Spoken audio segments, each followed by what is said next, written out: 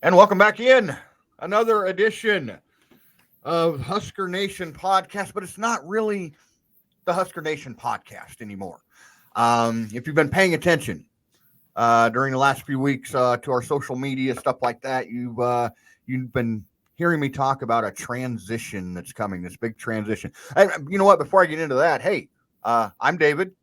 This is the Rewind now, and you're seeing the man, the myth, the legend, the one and only Tom Stevens has returned. Tom, how are you, my friend? Good. How are you, buddy?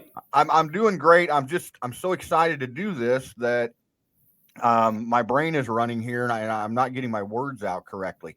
Um, Tom and I have decided that we are going to change the name of this show because we've got more than one project going on, and from now on, the Husker Nation podcast is going to be known as the Rewind.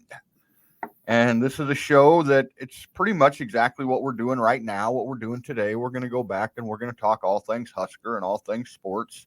The difference is we may be moving it to the broadcast airways at some point. But if when that happens, we will bring you the details of that, of course. But Tom and I are also working on an interview series. We want to bring you some stories that you haven't heard. Specifically stories about the great people of Nebraska. And it's something we've been talking about here for a long time.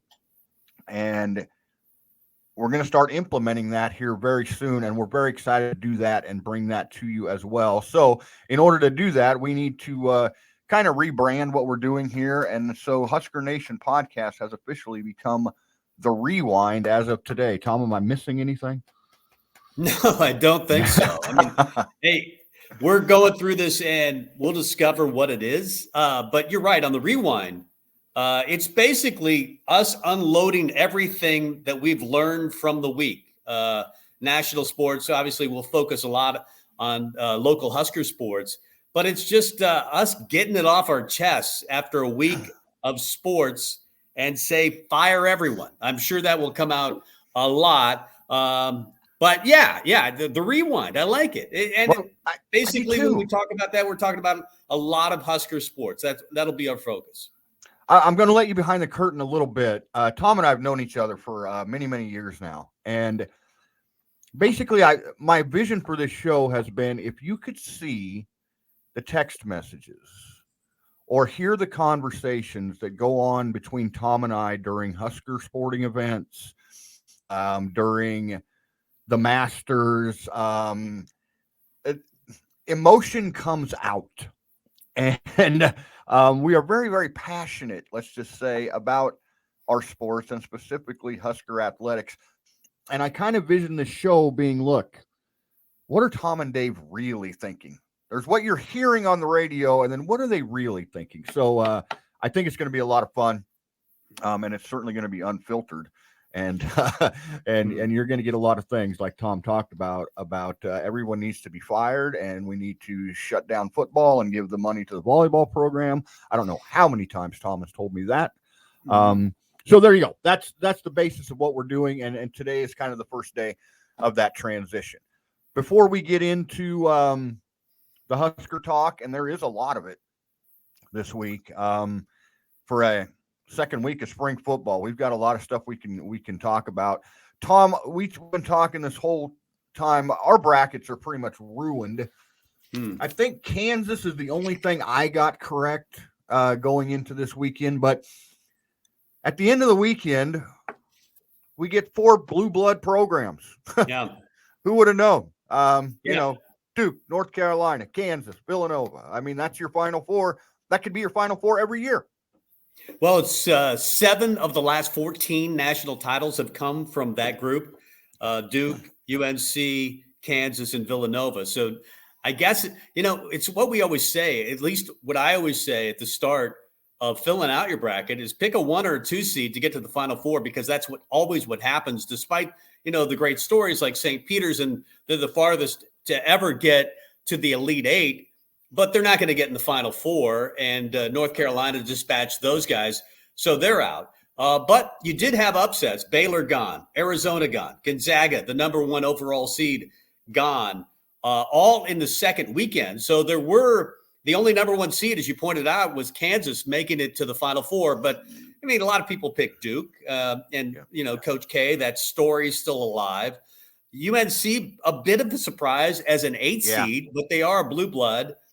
And then you have Kansas, a very good team, but not a lot of people have picked Kansas to win it all this year. I think I'm one of the few people, and you know what, that I've talked to anyway. And I swear to you, I was having a mental debate in my head, Kansas or Kentucky. And obviously I chose Kentucky, which was, again, wrong.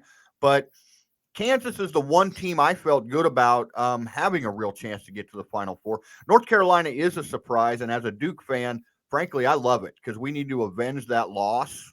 Coach K's last night, the big party down at Cameron Indoor, and North Carolina comes in and blasts us in the mouth. So we can get revenge for that, which is good. Yeah, well, I think they're the most talented team. I think Duke's the most talented team. Kansas is probably the best team in the Final Four. So it'll be fun. As you mentioned, Duke and North Carolina have their rematch, kind of destroyed the last game, the last home court appearance for Mike Krzyzewski and the crew. You could see he was really down about that. But I think Duke gets by North Carolina, and you got Kansas and Duke in the national title. You like Kansas over Villanova? I do. I do too. Villanova scored 50 points? Yeah. In that game Friday or Saturday. Or Saturday, I guess it was. Against Houston. Yeah, they beat Houston 50-44, I think, in that game. Yeah. Not a great game. In fact, there've been a lot of games that I kind of tuned out. Yeah, me too. That first weekend was really good, especially that first night. Of course, it started my bracket was busted the very first night with Kentucky going down to St. Peter's. And there were some really good games, and Iowa State goes away, and Miami went away. But, basically, as we mentioned, the Blue Bloods are here, and that's where you're going to get it. I mean, it's kind of a cool story for Hubert Davis in his very first year taking over North Carolina. Yeah. They've got a chance to win the national title. But as you mentioned, it's Blue Bloods. And I think we've always said this. We like upsets in the first weekend, but most people want to see the Blue Bloods in the Final Four, and that's what you've got. Yeah, and no, I gave a great, model to follow about how not to be a parent. The first night of the tournament when Kentucky was eliminated, and my son and I, of course, had filled out brackets, spent the day together watching football, and Dad, being the competitive idiot that he is, crinkling up his bracket, throwing it across the room, swearing I'll never play in another bracket challenge again.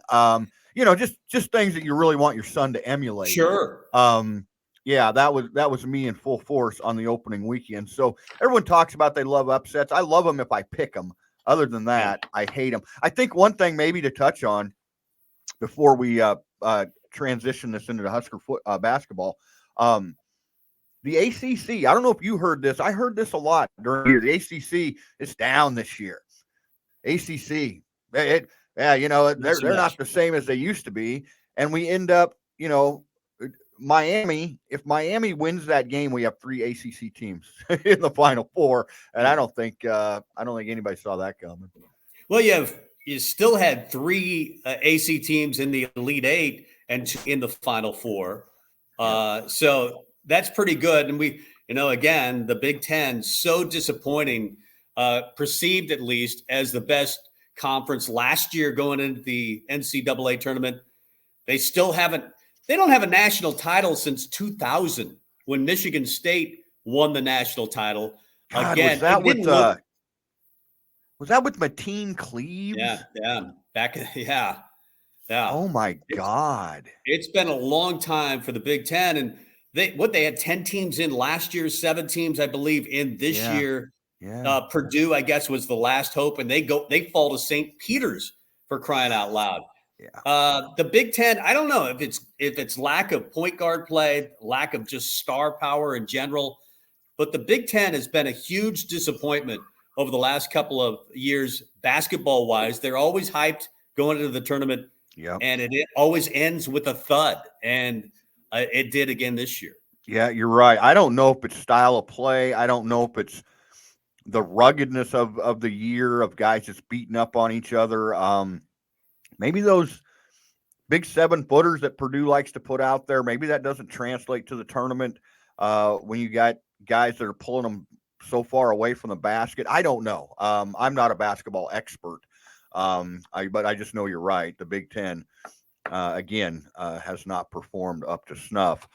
Nebraska's in the Big Ten, Yeah, they and are. apparently, if there's anything good that we can point to in Nebraska basketball right now, it looks like this, excuse me, vaunted recruiting class that we are bringing in for next season to hopefully save Fred Hoiberg's job is at least going to be intact. I'm surprised, Tom. I really am.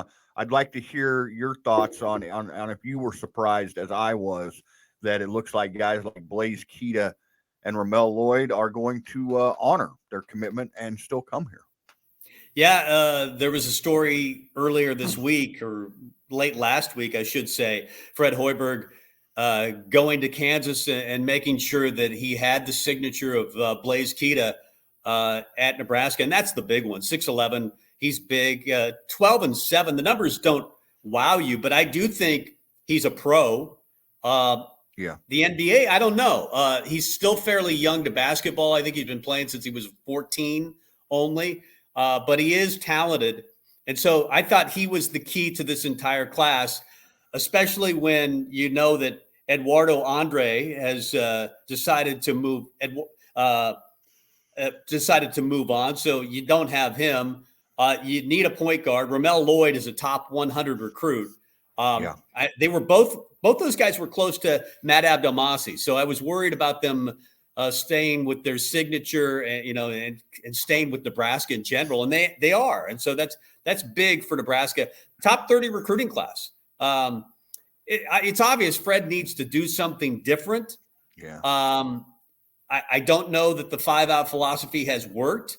I think maybe I would continue with grad transfers, but you got to get guys that fit the program. And Alonzo Verge, as talented as he was, never fit. You can point, I guess, to 3 wins in the last 4 down the stretch before the Big Ten tournament.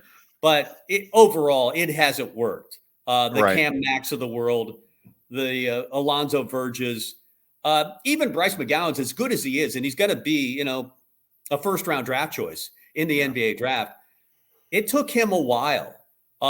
There was never enough chemistry on this team, and they've got to find a way to fix that. Yeah, and I don't even know what people ask me. They do. I like, well, do you think Nebraska will be good next year? I have no freaking idea how to even answer that.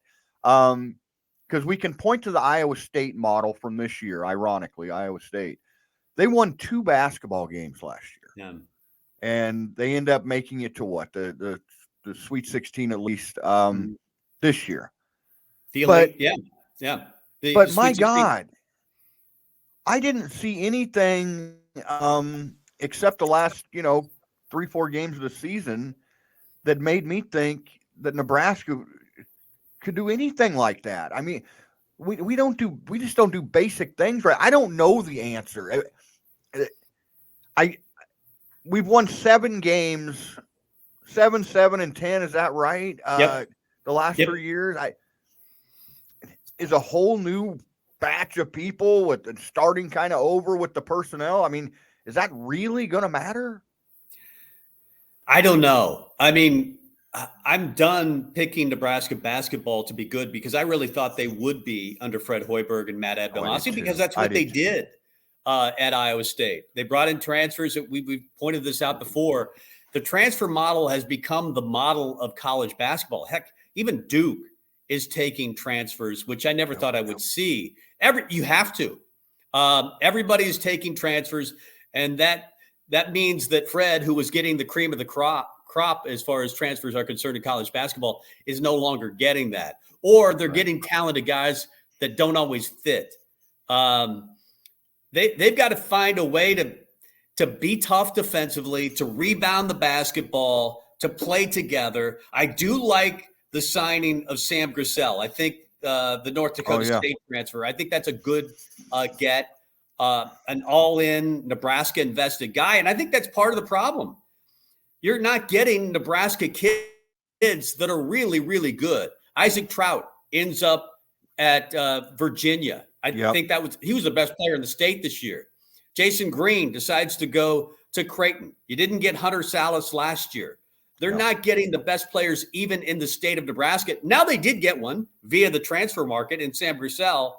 But you have to have guys that are invested in this program, because how often have we looked at, the court and thought, these guys just don't care. They really don't want to play hard consistently. And I think that's been a big part of the problem. And Fred's got to do that. He's got to get guys to buy in to Nebraska basketball. And so far, after 3 years into the program, he hasn't done that. Yeah, and you know what? For me, it's time to put up or shut up when it comes to coaching. I know we've been selling the NBA to these kids, and it's worked.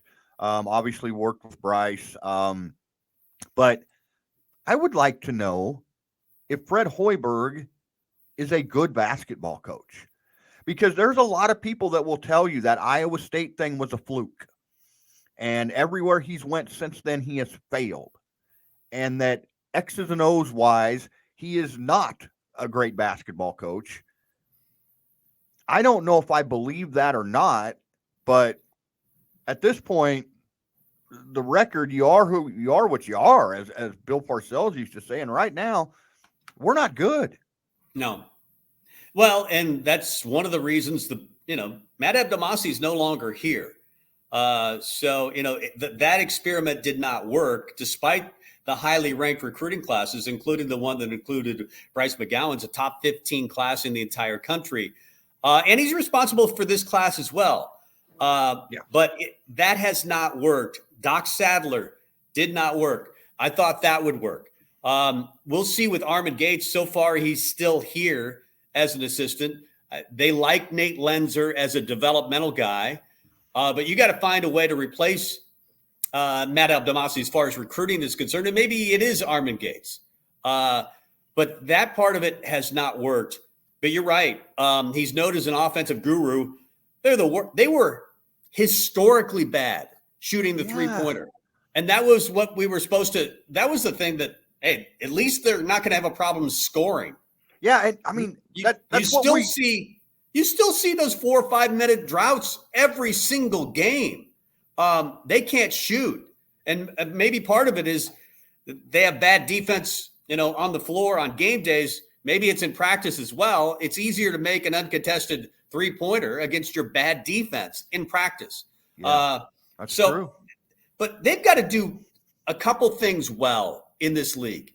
You've got to defend and you've got to rebound. Start there and then worry about your 5-out three-point shooting philosophy later on. Yeah, I think it'll be interesting to see who is hired as the next coach. I mean, are we going to just hire somebody that he's just a bang-up recruiter? I mean, Matt Abdelmassih had nothing to do with game planning and being at practice to running drills, anything like that. So is that going to be the big change? Do we bring in a guy that is more of an X's and O basketball guy, or do we have to find another guy that can recruit these 5 stars to continue the pipeline here? So I'm very interested to see who this next coaching hire will be and which direction we go. I actually thought Tim Miles kind of had it figured out a little bit with Kenya Hunter. I did too. And then they lost Kenya Hunter, and Tim Miles lost his job. Yep. They got Palmer was a very good player. I mean, Isaac Copeland was really good. He got Roby. He got Glenn Watson. He was a very good recruiter. And, Tim kind of handled the defensive side of it. I think if they could get a guy like that again, who has a connection to the high school ranks, but also understands the transfer market.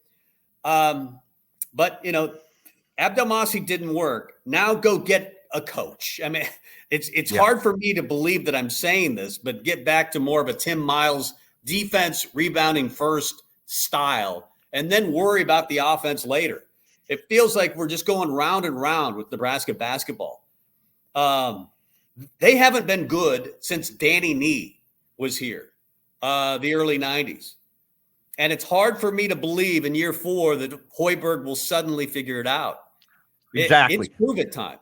Yeah, exactly. That's my point. And boy, the Danny Nee, I remember, man, I was in high school and Nebraska was selling these 4-game packages where you could get seats right underneath the backboard, right underneath the basket at Devaney for 4 games, 4 home games. And I had a job in high school and I saved my money so I could buy seats, and I got to go to 4 games during that Danny Nee era with the Bruce Chubbicks and those guys and the Eric Stricklands and Eric Piatkowski. My God, that place was fun back then.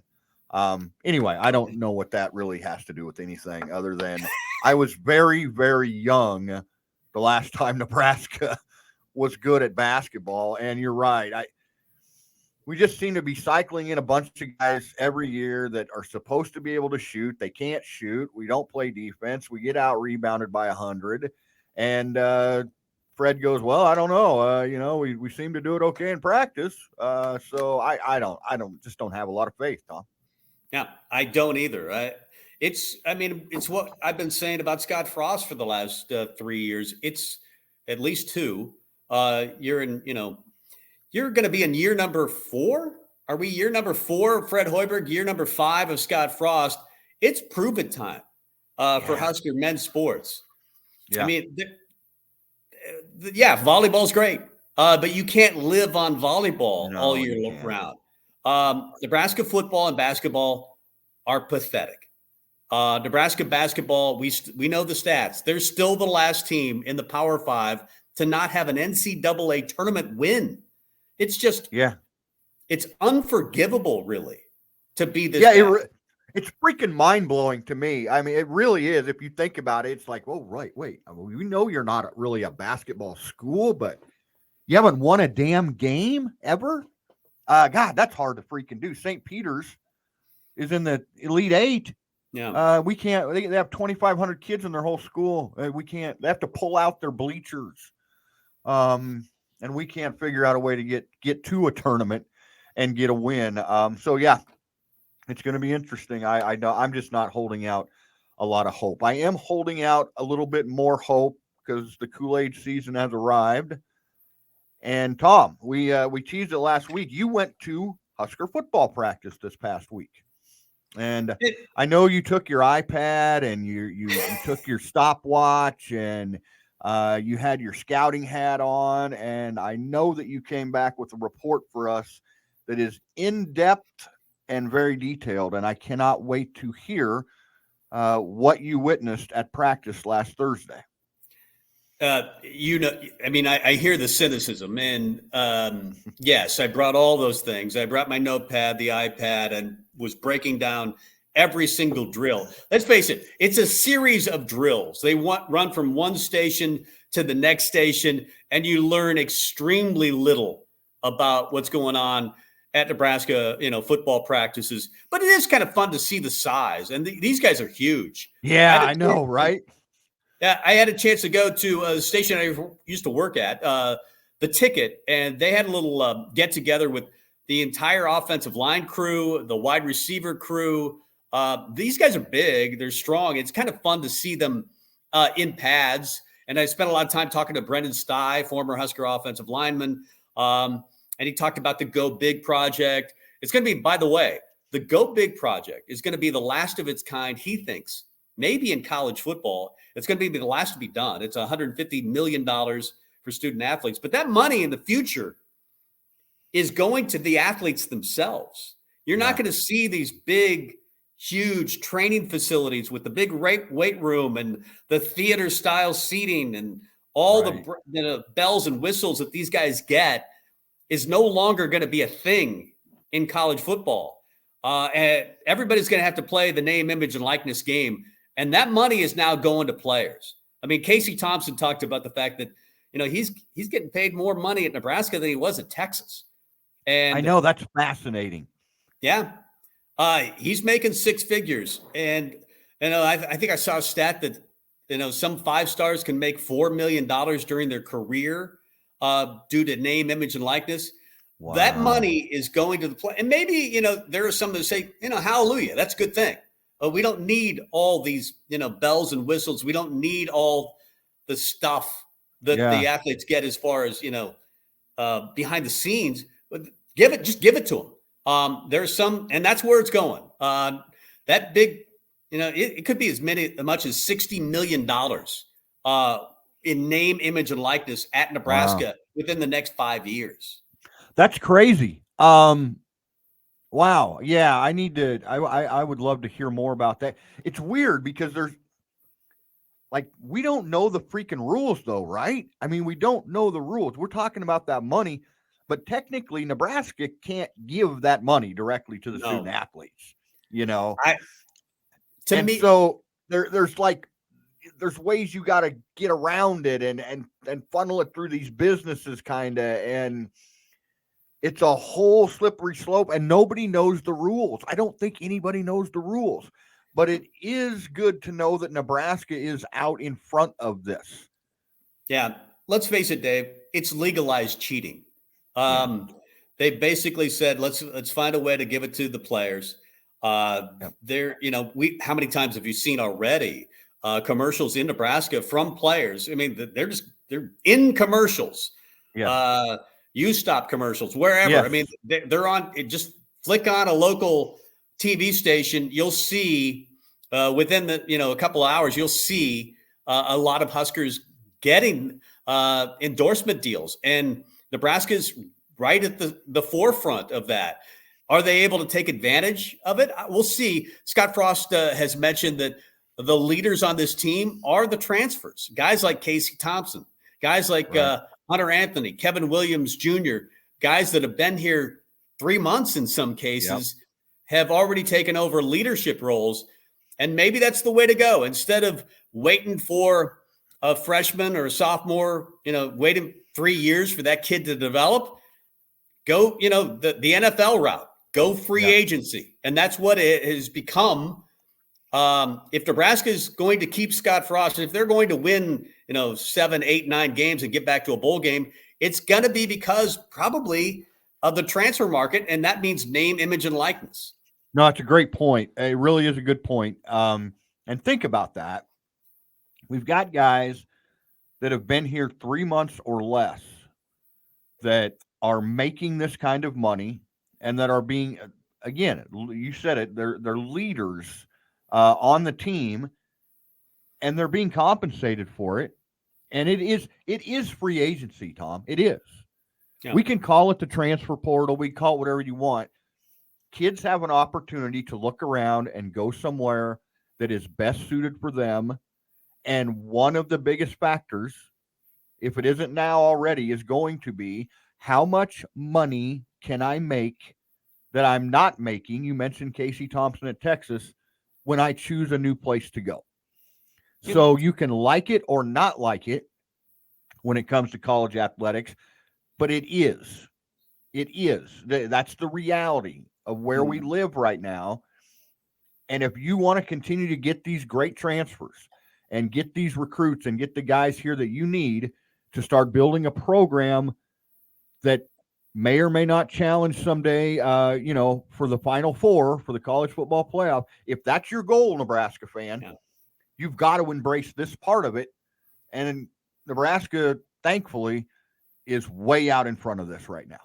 You may hate it, and I don't like it. I don't You're going to see some guys making, 6 figures, and other guys making, whatever they can make. Or maybe it's a free meal at a local establishment. Right. I saw that. I mentioned went to Tanner's the other day. Those guys were all eating free, and sure, I bet the bill was $2,000 easily from what those guys were eating plate on top of plate of food. I mean, it was crazy the amount that those guys ate, and I guarantee you they weren't paying for that meal. But I mean, you're talking about I don't know, half the football team driving around in free cars.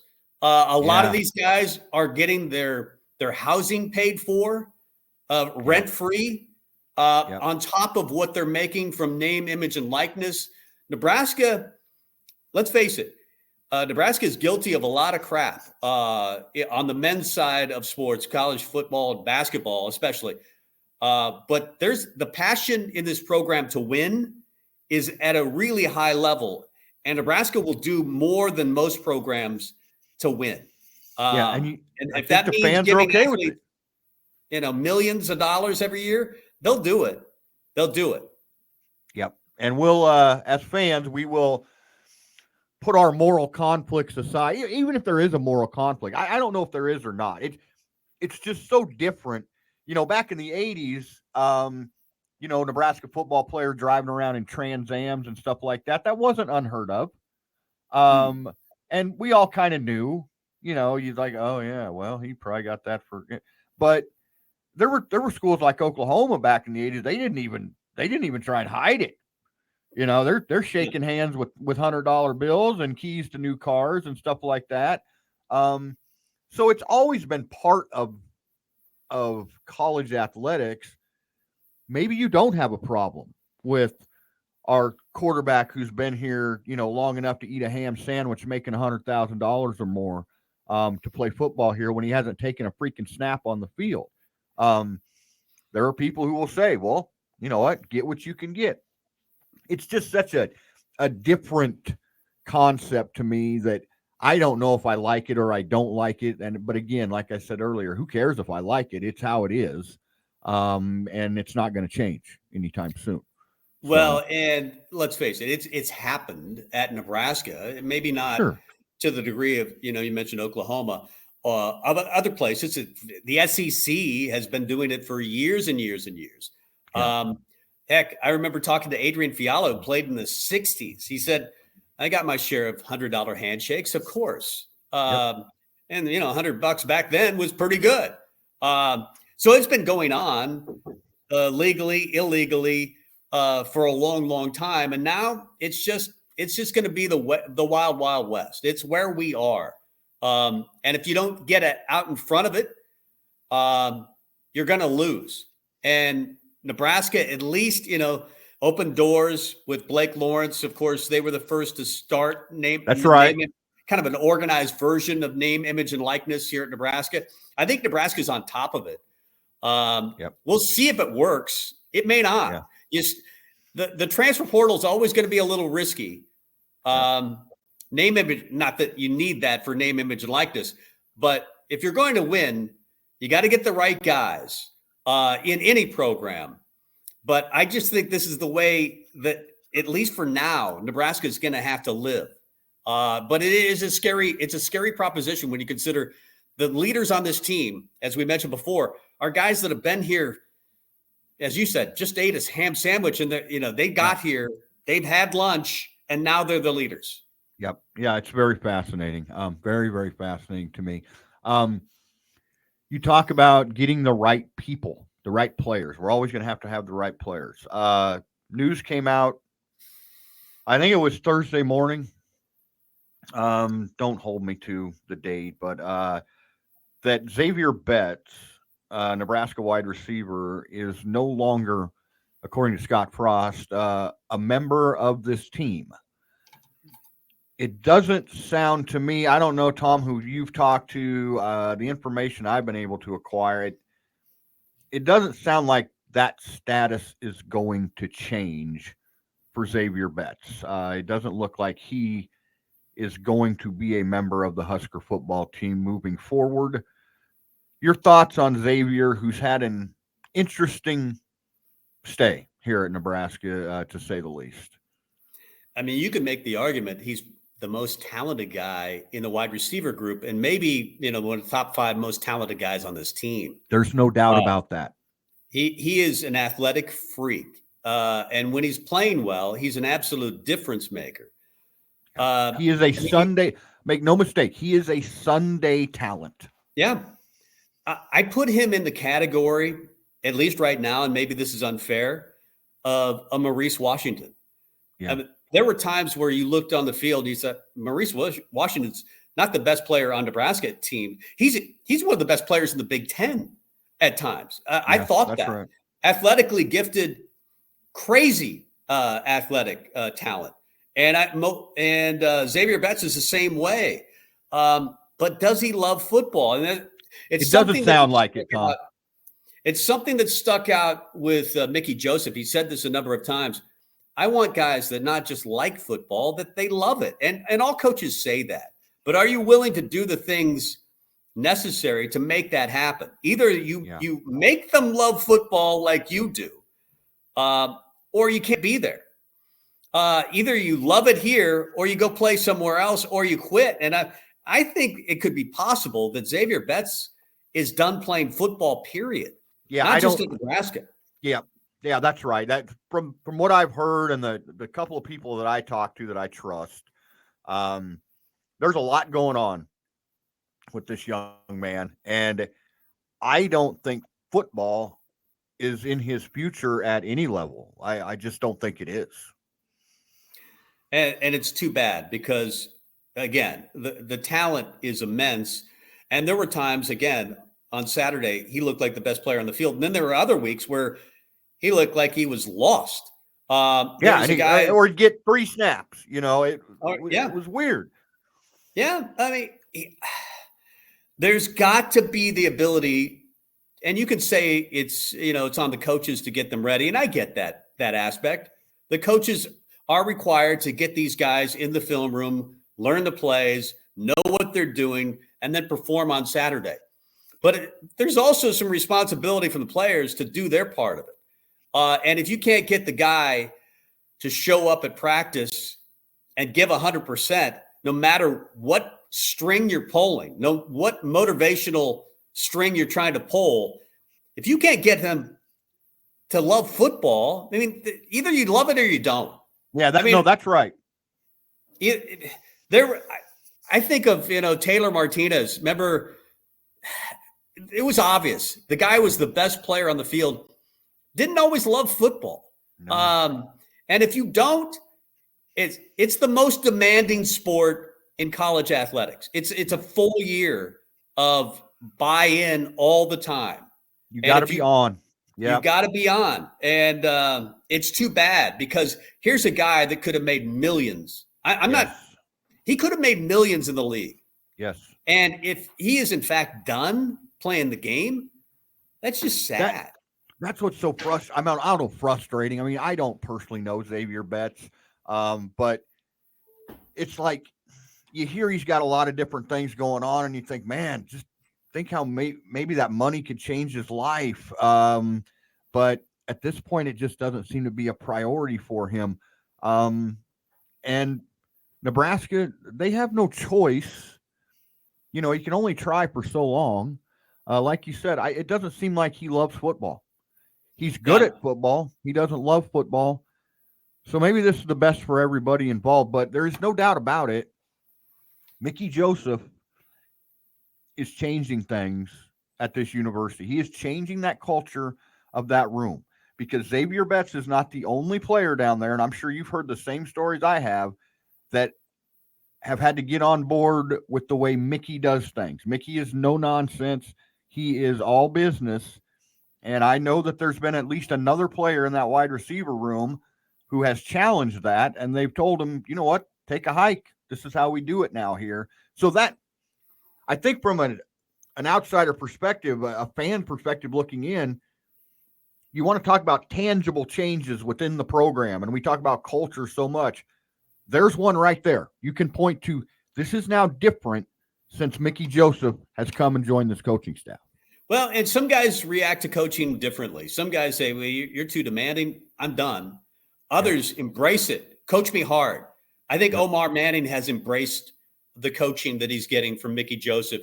Trey Palmer transferred from LSU because he wanted that coaching at Nebraska. He'd already seen it at LSU. There's some guys that just want to be great. They want to get better. Yeah. I think those two guys, we'll see Oliver Martin. I think he's a guy that could be really good. You're hearing Brody, it stuck out to me. Mickey Joseph said this last week. He said, Brody Belt is the best football player on this team. I heard that. What? That stuck out to me, and maybe a little alarming. And it Yeah, could no be kidding. it it could be a message. I think in some coaches try to send a Yeah, message. yeah, Hey, I want you playing like this guy. He's the yeah, best player on the team. No, he isn't. Brody yeah, Belt is no, not the best player on the team, and if he is, Nebraska's in deep trouble. But he is a valuable player. sure. He's a guy that can play in that slot, Wes Welker type of guy, a Yep, poor man's version. He can play running back. It's a signal to the rest of the guys. Say, here's a guy that shows up every day. He knows what he's doing. He can run any play in the playbook at a couple of different positions. I want you to be more like this guy. He's the right. best player on the team, even though he's not. That's exactly what it is, I think, and it's Mickey Joseph saying to the rest of the team and Scott Frost, whoever, this is the standard here. I don't care how many stars you had behind you. I don't care how great everybody told you were in high school. I don't care what you think you're entitled to do when you come here. This is the standard at which you will be judged. Do you Mm-hmm. come to work every day? Do you know your playbook? Are your grades where they're supposed to be? This is now how we do things, and I think that's encouraging. I really do. Well, and Mickey goes back to the Tom Osborne era, played at Nebraska, saw a lot of walk-ons that would outplay scholarship guys. And here's a I think he now has a scholarship. You correct me if I'm wrong. I But don't know Brody, the yeah. I don't know that he does, but he's a former walk-on. He's what you want. Uh, and he's showing up scholarship guys on a Yeah. regular basis. Yeah. And if he is, playing like the best player on this offense, that's as you said, that's the standard. This is what I'm willing to accept. This is all I'm willing to accept. And sorry, Xavier, if you're not willing to do that, bye-bye. Yeah. Yeah. And I think for so long, maybe since Bo has left, that standard has been very, very cloudy. At times has been very low, and I just don't think guys have been being held accountable at the rate maybe they need to be for this program to be great.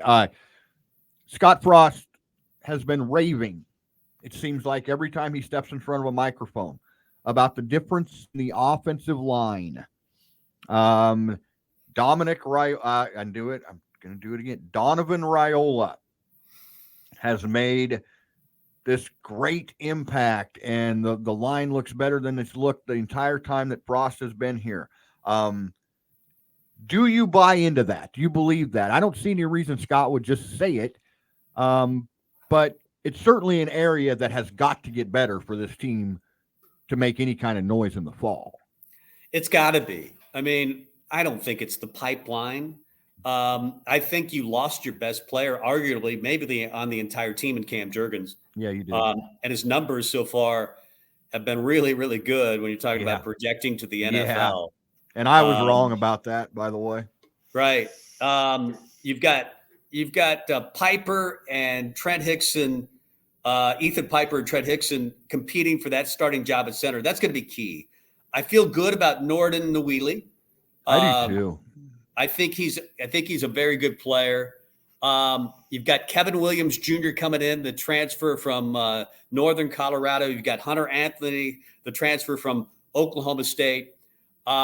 Teddy Prohaska's got to come back. He's not available in the spring, but he looked good before. Are the you injury nervous last about year. that? Are you nervous that he hasn't really been a participant at all, or are you like just leave him the hell out until fall practice? I'm nervous. He and Turner Corcoran are both gone from spring practice. Anytime you're a redshirt freshman, I mean, you can certainly use the practice. Yeah. So I'm worried. I think maybe they could find 5 guys though that can play. I think so too. Bryce Benhart is another one, highly acclaimed coming out of high school. He has really struggled.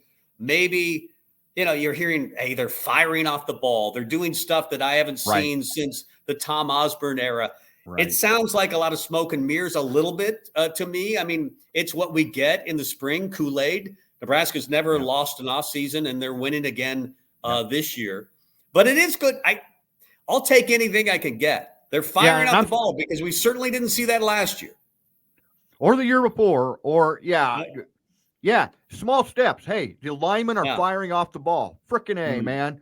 That sounds Mhm. like that sounds good. Yeah. I I'll think we take should it. do that. I think that's Mhm. something we should do. We should So try it because we haven't seen it. I mean, yeah, year number so one, Greg Austin, he had Divine Zigbo run for 1,000 yards. If Nebraska has a 1,000 yard rusher, and we could drift into the running back conversation, they're going to win 6, 7, 8, 9 games. yeah. Um, I will tell you this. I saw Jaquez Yant the other night. He looks fantastic. He's trimmed Yeah, you down sent from me that picture, 250. man. He looks like a really trimmed down version. Yeah, he's down to 232. I think he told me. Feels really good. He looked good. That kid is a pretty good athlete. Yeah. He likes to run over people. Sometimes you'd like to see him maybe run around more. But I feel like the running back room with Jaquez Yant, you got Ramir Johnson, Hunter Grant, or Anthony Grant, I should say, the transfer, JUCO transfer from New Mexico. New Mexico, yeah. If they can find a running back, maybe there's a chance. And if the offensive line stuff is true, I think anytime Nebraska's had an offensive line, they always win 6, 7, 8 games. Yeah. No, that's right. Absolutely. That's a great point. And we can call it Kool-Aid or whatever we want to call it. It's all we're going to get in spring. And we start the year and I generally I'm like, I'm not buying into this crap anymore. You're not going to sell me the off season. By the end of the spring game, I'll have my head dunked in the keg of Kool-Aid, bobbing for apples. 11 wins next year, and we might be in the college football playoff. Um, whether that happens, probably not realistic, but at least I'm seeing tangible things. I'm seeing tangible things that are different this year than they were last year. You mentioned the running back room. Jaquez Yant, we saw it in spurts last year. That guy is really talented. He Um, is. he just wasn't always on the field, which Yeah. I don't know. It confuses me a little bit, but I think we got some dudes in that room. Well, that's another one. Ryan Held, he wasn't able to get him on the field. And we saw that. The most talented guys have not played Yeah, over the last couple of years at the wide receiver position. They've not yeah, played at the running back position. The best athletes have not always played at Nebraska. And maybe that's something they're finally going to get it figured out with Applewhite, the new running back coach. Brian Applewhite comes over from TCU.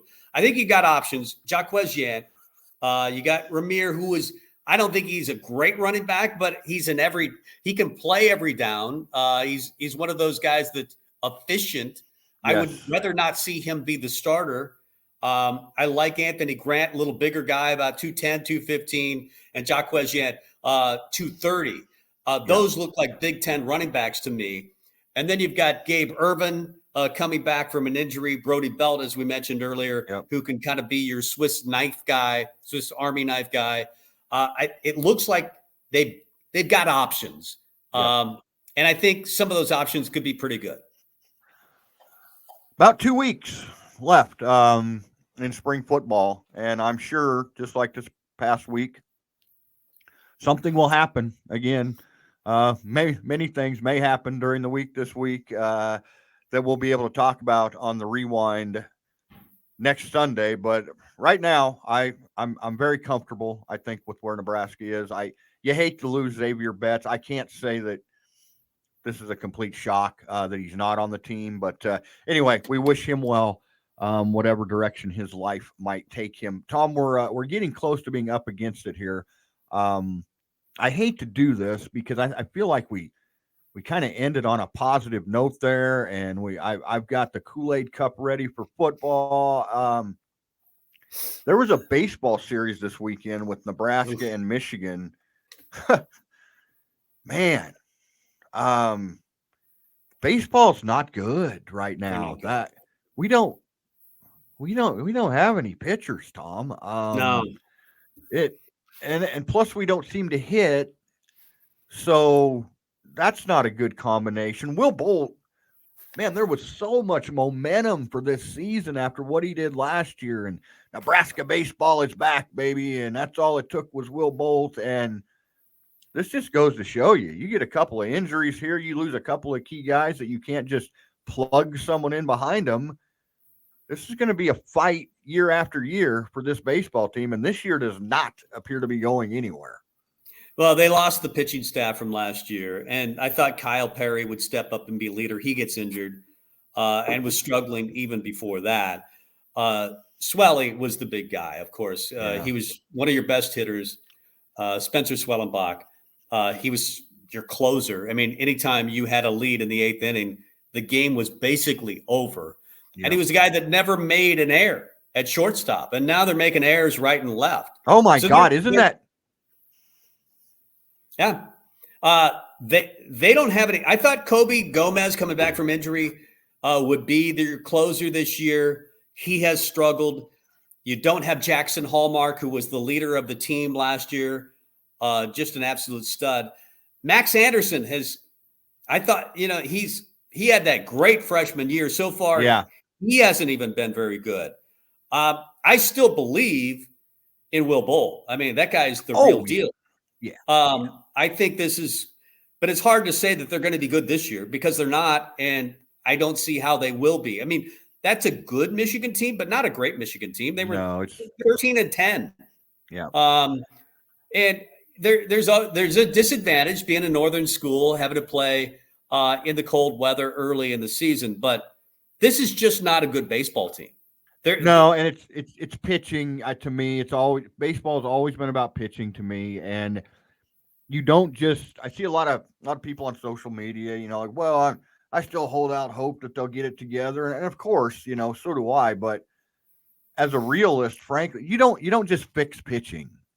You just don't. I mean, it's like you have pitching or you don't have pitching, and you don't just magically start pitching in the middle of the season better than you've been pitching. It just is going to be a problem the whole year for this team. Yeah. And they're not hitting either. When you're not hitting or pitching, I mean, where's Cam Chick gone? I mean, Cam Chick, I thought would be, they're just not good. And then you pile on injuries on top of that, which happens to everybody, by the way. Everybody gets injured. But I thought there would be some depth if that happened this year or when it happened this year. And right now there just isn't. This is, there's no other way to say it. This is a bad baseball team. Yeah, you're right. And I think you touched on it earlier. I think maybe one of the biggest shocks to me is just how bad they've been defensively, making error after error after error. And that is just not something that is characteristic of a Will Bolt baseball team. That type of stuff, obviously, I think they can fix. Mm-hmm. Can you fix it from an overall perspective? I'm just not sure. So we'll see. We'll have plenty to talk about next week again. Nebraska will play baseball again this weekend, and we'll see if it gets any better. Tom, as always, this has been fun. You have listened now to the initial broadcast of The Rewind with Tom and Dave, and that's what we're going to keep doing. We're going to keep doing it every week. And like I said, perhaps even moving to a radio station near you in the near future here, but we'll keep you updated on that. And please make sure that you're keeping an eye out for our Nebraska Gems series, which will be starting up here very shortly. We're going to bring you some stories, some interviews that we find fascinating. And I think you'll find that Nebraska has a lot more to offer than maybe we even know, and some of the great people that have come out of this state. Tom, an absolute pleasure. We'll talk to you next week, my friend. All right. See you later, buddy. Make sure you like and subscribe to this podcast, to this video. Tom and I will love you forever. Until next time, I am David. That is Tom. This has been The Rewind. Have a great week. We'll talk to you then. Bye-bye.